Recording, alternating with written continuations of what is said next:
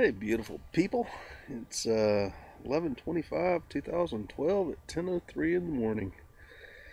Man, it's nice to have a little relaxation after the opening of the 11:11 portal on the 11th gate portal on 11/22, and then all the rapid fire solar flares, almost like a machine gun blast coming at us, and it's been really interesting to watch people and to see what my personal experience of the whole thing has been. And many of us are doing a lot of conscious clearing for the world right now as we're increasing our frequencies and being very aware of the energies that are flowing through. There's all kinds of stuff coming up, and a lot of it's not our stuff. Some of it is. We really have to just feel it and allow it to flow through, to transmute, and to bring it into higher energies. And right now, it seems like we've got a quiet before the next storm. We've got another several solar flares that are aimed at us, which will be coming in later on today and tomorrow and early the next day, and then it'll be quiet for a while. And this is all leading up to the 12-12-12. And 12-12-12 is known as Mother Earth's Ascension, but it's for those of us who have been consciously aware of raising our frequencies and holding the highest possible light and vibration we could. This is going to be a great experience for us because it's bringing us into an unlocking of some major encoding that has been shut down in our DNA for some time. Those of us who have been working towards that and have been very conscious of that inside our beings, we've been feeling some major bliss. That was my eagle or hawk right there. We've been feeling some major bliss as we're going through this process, and as we go through each one of these gate activations or portals or windows or whatever you want to call them, and we raise our frequency even higher. And by consciously joining in and doing the work for Mother Earth and for humanity, we're rewarded with greater energy and power. Basically, we're just cleaning out our stuff, and by cleaning out the lower vibrations and the negativity, we can hold more light, and that's really all it is to it. It is interesting to see so many of the people that several years back I thought were great leaders and teachers and gurus, which they really are, but many of these persons were following other people, and many of them were using their spirituality to earn a living and make money. And I see a lot of these persons not feeling the same light intensities. They're not going through the same consciousness expansion that many of those that remained pure, that weren't focused on the money or, how many people we get to listen to our messages, are going through. And it's interesting to hear them, several of those persons, say that nothing's happening right now in 2012. And when I noticed a wave of these people here in the past few days, either quitting or saying they're ready for 2012 to be over because, it's all a bunch of hoopla to them. And, some of these persons were using 2012 to earn their living, to finances, which, they were waking people up. And that's fantastic, but they weren't really going inside and doing their own inner work, and they weren't participating with the rest of us that were part of the oneness that knew we were here to transform the planet in an energetic way, consciously doing our energy work, our light work. And it's interesting to see several of them say that they're so ready for this to be over because, you know, they're not feeling those energies that we have. And I say to you, go inside, ask for the light, activate yourself, focus on your chakras. I mean, that's how all this is done.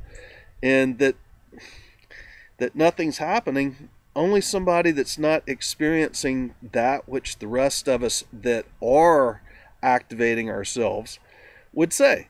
I don't understand how people can't feel or can't see. And even what we're seeing with the negativity playing out, that's just equal and opposite reaction from our light. That is the negativity and lower vibration manifesting to make the balance.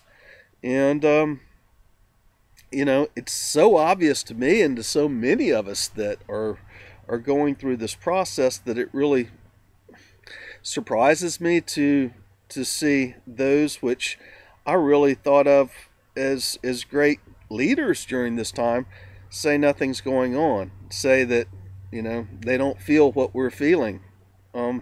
That's super surprising.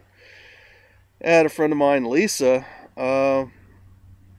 start working with Deepak Chopra's meditations over the 11/11, and where Eckhart Tolle was, you know, having a global mass meditation that he was calling for also that same day, just like so many of us were, and doing it for free. Lisa was telling me that she had gotten through 5 or 6 of Deepak's meditations and started finding he was trying to charge for them. Wow, you know, that just, you know, how much money do you need to support your $1 million house and all the stuff? And so when people are following teachers and leaders like that and they're not feeling what's going on with the ascension inside themselves, look at what you're doing. That's all I have to say. I have the greatest respect for Deepak. You know, I had so much admiration for him back in the 1990s and early 2000s when I was seeing him up and coming, but so many of the people that were back then were up and coming because they were writing books and they were doing various classes and lectures that they were earning all this money, and because they were earning all this money, they got the fame and they got the fortune, and they also got limitations.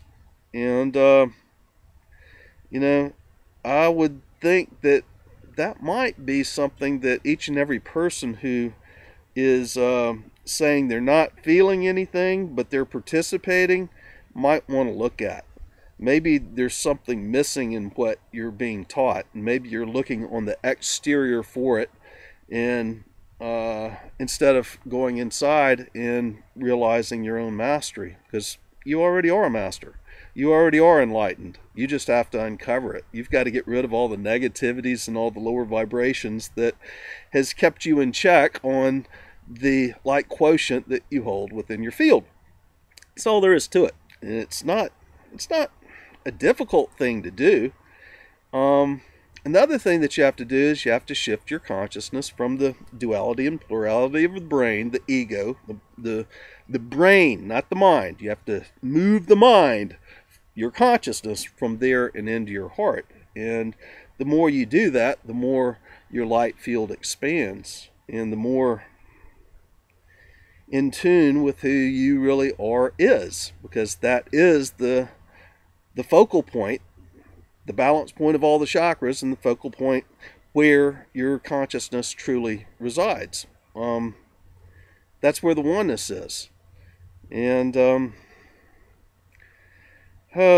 me it's so simple now that I finally have gone through my process, and I'm you know, anytime I catch myself in confusion or lower vibrations, I just recognize that, I went back into the head. And I, again, drop that consciousness back into the heart, and everything opens up and expands and grows. And it's such a simple process, and I can understand that it's not something that that people can really comprehend until they do it, until they finally experience the vibrations, the light levels, and the intensity of love that comes from being centered and focused within the heart. And there's a lot of good actors out there. There's a lot of people that say they are, and but the easiest thing to see in another, whether they are living from their heart or not, is to ask them about what they feel.